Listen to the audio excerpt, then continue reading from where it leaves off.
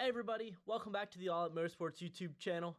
I'm your host Alex Bowman, and today we're gonna go iRacing. Let's get started.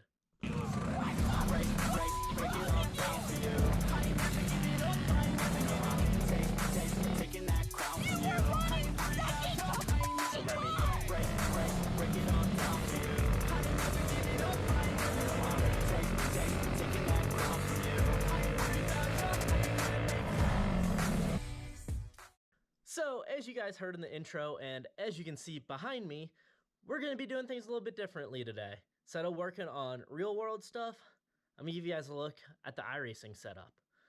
So, we're going to start off with the kind of hardware stuff. I'm going to give you some specs on my computer, all of that, and then I'll show you all the software I use and everything, and kind of give you guys a good overview. So, give you a background, oh man, I don't even know how long I've been on iRacing. Probably 5 years or something. And this rig has been ever evolving. Since then, me and my dad built the initial part of it as just like a 2x6 stand out of wood or something. But yeah, it's been ever evolving and now it's just insane. So bring you guys on over here and give you a nice look. This is like my racing corner. So I've got a plaque up there. This is my desk I use for school and video editing and everything. I've got one of my door panels up here, which this is the first and I think only time I've ever had a door panel completely ripped off of my cart. If I can find the video, I'll throw it in here. If not, I'm just going to keep talking. But I was at Eldora and someone, I think it was like first lap after a restart, and just tried dive bombing and just destroyed the one side of my cart and completely ripped it off. I finished the race. I think I finished third in the race. But yeah, I had to go to the infield afterwards to pick that up. Anyways, back to iRacing. So, here's my setup and everything. I've got a nice chair, little table for the mouse. You know what? Let's start with the computer first. So this is a computer that I built myself. I've built quite a few computers throughout the years with all my iRacing stuff, just upgrading and new cases and everything. I absolutely love these fans on the front. I know there's a lot of people that aren't huge fans of RGB. I am. I think it looks super cool. So I love these big fans on the front, and all this RGB is customizable. I've got that strip over there, and then looking inside, it all looks very nice and clean. At least I think so. I actually built this little ramp here myself to conceal a hard drive and cables and stuff, and give the airflow a nice path up to everything else. That was more when I was worried about temps for the graphics card, because the graphics card, it is a RTX 2080 Ti from, and it's, I believe it's a For the Win 3 EVGA card. It was originally air cooled, and that's when I like made the mods to the case to like improve airflow and everything. But it's now set up with an AIO water cooler, and oh my gosh, the temp stay so cool. It can overclock so much higher. It's awesome. I love it. Which, hold on a sec, you'll see my VR in a second. I need all the graphics card I can get. And then moving on to the CPU there, got a nice beefy cooler on it. And I'd prefer to have the cooler turned 90 degrees and flowing this way with the air, but with the radiator up here for the AIO, it can't fit that way. So, not the best, but I am able to get it fit that way. It's just a super tight squeeze, and the temp sword is actually the same both ways. So not a big deal. That my CPU is an i7 9700K. I'm really happy with it. It seems to be doing really well for what I need. iRacing isn't super CPU intensive. Every year the newest CPUs come out, and it's always a draw to be like, oh, I want the next one. I want the highest one, just why this is such a powerful computer, because I'm always like, oh, I need the next best thing. If the 30 series and like 3080 Ti, 3090 weren't so freaking expensive right now and so hard to get, I'd probably have one of those in here too, just because I like having the best things. But yeah, that's the computer. It's pretty sweet. It also, like I said, has some wires come over here to my monitor over there for video editing, which this is a nice 4K monitor I just recently got. And yeah, so I believe that's everything with the computer hooked up with Ethernet, so I can have as best internet as possible. And then we'll move on. Here is my VR headset. It is an HP Reverb G2. I absolutely love this. I started off just using a monitor and then upgraded to the original Oculus Rift, and then the second Oculus Rift came out and had to get that, and then this came out and I had to get that. Like I said, new things come out. I want them. I'm super happy with this one though. One of my complaints with the second Oculus Rift, I don't remember what it was called, Rift S, I think. It was really hard to read text on gauges and everything in the car. With the G2, oh my gosh, I can read pretty much everything. It does have a very small sweet spot, which means like if you look around without moving your head, things are kind of blurry, but like that's kind of all VR headsets. You just gotta turn your head around and stuff. And we have a visitor right now. My cat Tobias. He likes to hang out with me while I'm doing my racing. He'll jump up in my lap sometimes in the middle of a green flag run and like to mess me up. But yeah, so running VR, absolutely love it. But with how high quality this G2 is, that's why I need a big graphics card that is overclocked as high as possible, because I like to have all the eye candy turned on as well. Like I'm running HDR. I did downclock the G2 from 90 hertz to 60 hertz. I don't really notice a difference. I've heard some people saying it makes a huge difference. I haven't noticed one at all. The only thing I've really noticed is like some like very bright highlight situations when like you're sitting in direct sunlight or something. You can see a little bit of flickering, but I only ever notice that when I'm sitting in the pits. As soon as I'm out driving, never notice a thing. And that allows me to run at a much higher detail level and everything and make everything look gorgeous. Moving on from there, I've got this seat. That's just like a desktop gaming chair that I took the base off of and then made my own kind of support for it. And I actually have the seat distance to the pedals and the steering wheel and the shifter almost all exactly how my Camaro is. So that's really cool. The bottom of the seat has a bass shaker on it that it's not like it's not a butt kicker. It's one I home built from here. I just got the bass shakers. One's like, I think the one on the seat's like a big, like, I think it's Dayton Audio is the brand. And then I have another small little puck. This one's like a big old, like, thick boy. Though there's one in here on the back side of the pedals that's just like this little puck that's about that big that just does a little vibration. I don't remember the brand of that one, but I basically just wired those up to an amp, and I have some software on the computer that drives those. Yeah. So then coming to the wheel, and quick little side note, I've got cool LED lights on here too. The G920, I think. It's like the G920 and the G92 or something. I don't know. There's two of them that are like the same thing. But G920 is basically what it is, but it's the Xbox version. And then you can see the pedals down there.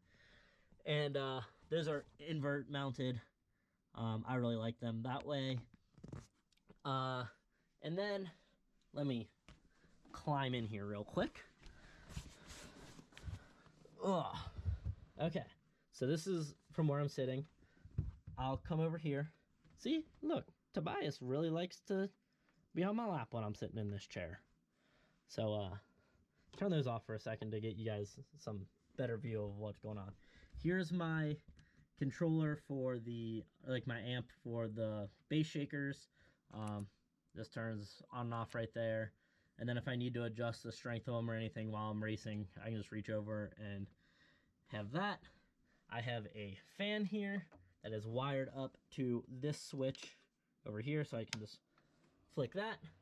Fan comes on and helps cool me off while racing in VR. Flip that back off. This next one, which the label fell off of, is a fan down here for my feet. Flip that on and off. I wear full shoes and socks and everything, so sometimes my feet get sweaty. Down here, that Tobias is blocking at the moment, I have the shifter mounted, along with a USB handbrake, which I just recently got this. I got it for Christmas this year, and I love it. I wish there were more ways to use it because it's not honestly used that much with what I do with iRacing. I don't really run rally cars or anything that often. I'll get in and play around with them a little bit, but not a ton. And honestly, with rally cars, if you're using the handbrake, you're going slow. There's like maybe 1 or 2 corners in rallycross that you should be using the handbrake. Most of the rest of them shouldn't be using it. But I've got that here, and I absolutely love it.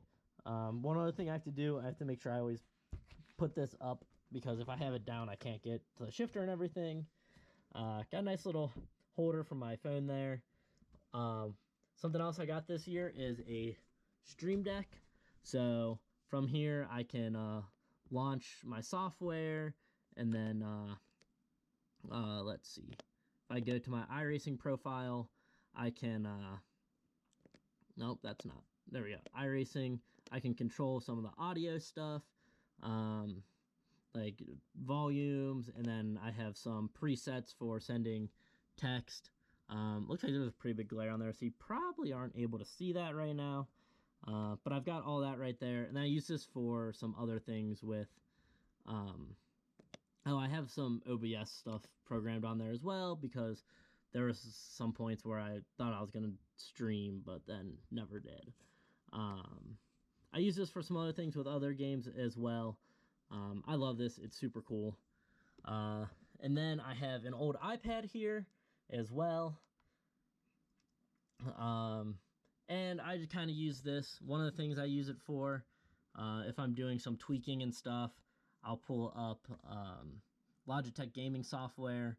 And what this will do, it'll put a display right here of the temperatures of my CPU and GPU and like their usage and everything. And that way I can kind of glance over and check it out. So let me get that up.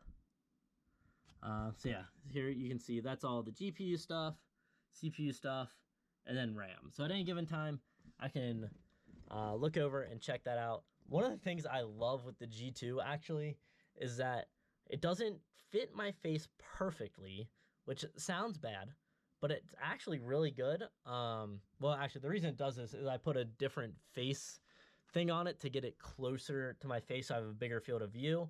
But it doesn't have a nose piece now, so I can kind of see down through the nose. Again, it's one of those things, like when I'm racing, I never notice, but when I need it, it's awesome. So like without ever touching the face thing, I can look up and then like look down my nose, and I can see out of it, and I can kind of see the screen if I need to see the time on my computer. Anything like that I can do super easy. Which I love having these second screen set up, like the iPad setup, or I used to have a full second monitor setup that I would use before I had VR, and it would show me like everyone's name, iRating, safety rating, last time they pit, all that kind of stuff, and it was awesome. But I can't use that anymore with VR, which is kind of sad, but it's worth it for the immersion and the extra depth perception that VR gives you. I also have a program on the iPad that can make it a second monitor that is driven through the USB, but I don't use that very often. It gives a bit of a performance hit to the CPU, and I don't really want that while I'm trying to race, so I don't really use that very often. Let's see. Moving on. What else do I have to show you? I also have this button panel over here that I made. So pretty much everything on here I made myself, including this button panel. There's a little like control panel behind there. I think it's a Raspberry Pi. So what I've got on here, I have a button to cycle through the timing boxes, a button to talk to my software crew chief, a button to take me back to the relative black box, button to mute whoever is currently talking, center the VR screen, pit road speed limiter. This one I have labeled track bar, but that's just because I had an extra switch. The switch is actually broken, and the Raspberry Pi doesn't have any more inputs anyways. So this is just kind of there for aesthetics. Button for the spotter to tell me when the leader's at the start-finish line. Brake bias adjustment. Telling the spotter to tell me the lap times. And then this one, push up for the starter and down to toggle the ignition. Headphones, Logitech G something or another's. G430.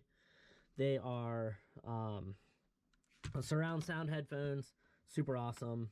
I have this joystick over here that used to be my e-brake, or like my handbrake, but then I got this one because this one actually like knows how much pressure you're putting on it. This one was just a straight up like on off sort of thing. And then I'll also, if I'm playing a different driving game, like just relaxing or something, and I'm not in VR, I'll set this to be like look left, look right, and it's super nice. I got a little cup holder over here as well. Some blue light glasses in it, which I haven't used in forever. And then last thing, I have an earpiece.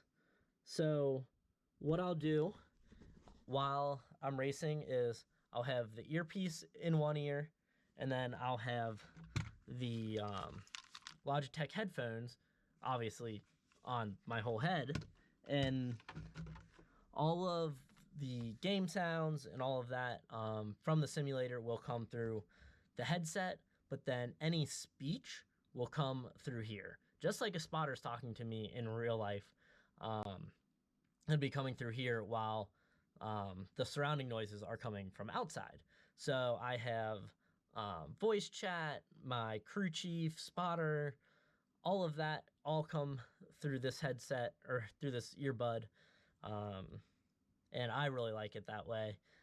This is basically just an old pair of Apple headphones, and I chopped off one of the cords, so it's a single now instead of a double, because I don't want it in both ears, I just want it in one. And I believe that's all of the physical like hardware stuff. So real quick, I'm gonna pull up all of the software and show you guys that stuff. So I was going to pull up all the software and then start the video, but then I realized I might as well just show you how I do it with my Stream Deck. So if you come over here, I've got this option that says open. I click that. First one I always click is MSI Afterburner, and that pops up there and gives me a rundown of GPU temperature, CPU temperature, GPU usage, CPU usage, core clock, memory clock, CPU clock, RAM usage, all that stuff I could need. This is the stuff I use to overclock my GPU. If you're curious, those are my overclock settings. Those are not the absolute highest that my GPU can go, but for long-term sustained usage, that's where I feel comfortable. I can push it a little bit higher to do like a quick benchmark or something, but for things important like a race, I like to have them at these settings. And then I come back over here to the Stream Deck, and I have a racing setup, or a racing button, and I just click that, and it automatically will bring up all of the programs that I need. So give that a second to do its thing. All right. Well, iRacing needs an update right now. No, that's not what I wanted to do. Oh well. I meant to click do all, but then just never mind. Okay, so first one, obviously MSI Afterburner, which I already showed you. This one is SimHub. This is what I use to drive my base shakers. It's got all these different options for different effects and stuff. And then also, like, you can say how much each one is. I just have it front and rear, and that's kind of how I have it set. If I do the front any more than this, it just is too much on my feet and like makes my feet start going numb. And then the rear all the way up. I really like the base shakers because one of the big downfalls to iRacing is that almost everything is based off visual cues, and then like a little bit you can feel through the steering wheel, and then like recently I've been able to tell more with some sound as well. But with the base shakers, they'll actually vibrate differently. As soon as the front loses grip or the back loses grip some, it gives me another sense to use to control the car. So it doesn't like directly make you faster, but I've been able to put the car more reliably right on the edge having the base shakers than I do without it. It's not something that like I feel like is a super necessity, but if you really want to get into it and like get right on the edge, then I very highly recommend them. And another great thing, I've been able to feel bumps and stuff in the racetrack with the base shakers that I couldn't feel through the wheel. So obviously you can feel some bumps through the wheel, but there was one bump, I don't remember where I was at, and it was always slightly upsetting the car. Not a lot, but just a little bit. Just enough to make it matter. And I couldn't feel it through the wheel, but I could feel it through the base shaker. So it was like if I wasn't running the base shaker, there's no way I would have known that, and I would have just been like, well, I don't know, my car keeps getting loose at this point for some reason. So I knew there was a bump there, so I was able to tune my driving skills for being a bump instead of just like a random reason why it's getting loose. So I love having base shakers. Next program down the line is the iRacing software. The SimHub, I already showed you that. And then come over here. This is Crew Chief. This is what I use for, I don't use it for my spotter because I feel like there's a little bit of a delay for the spotter and I don't want that.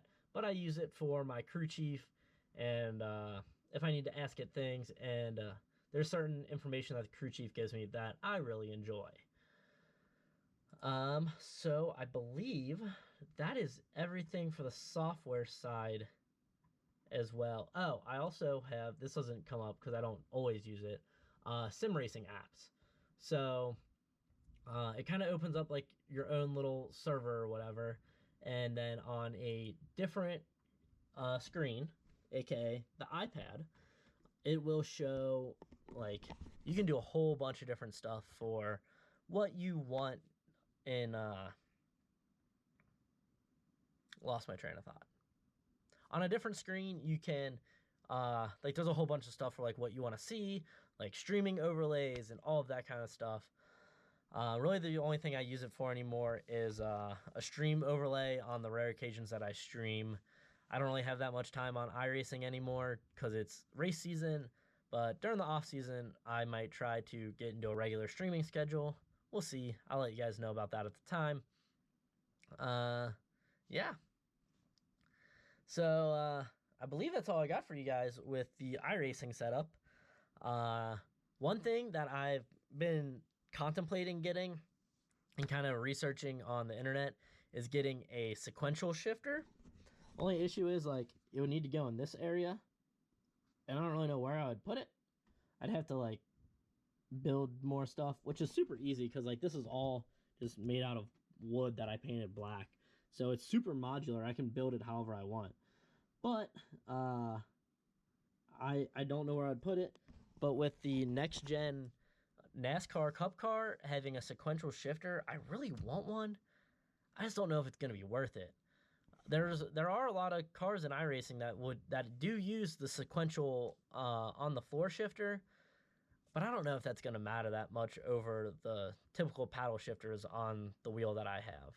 So that's something I still got to figure out. Yeah. So if you have any more questions about my iRacing rig, please let me know. I absolutely love iRacing. It's so much fun. I get to race with so many cool people and show off my skills in a way that I can't in a go-kart, and it's a lot of fun. So with that, remember to like and subscribe. Make some comments down below. Let me know what you think. If you see anything that that you feel like I should add, then let me know, and I'll see if I can add that, because I am always looking for ways to upgrade. So remember, like and subscribe, make comments down below, and pecker up, hammer down.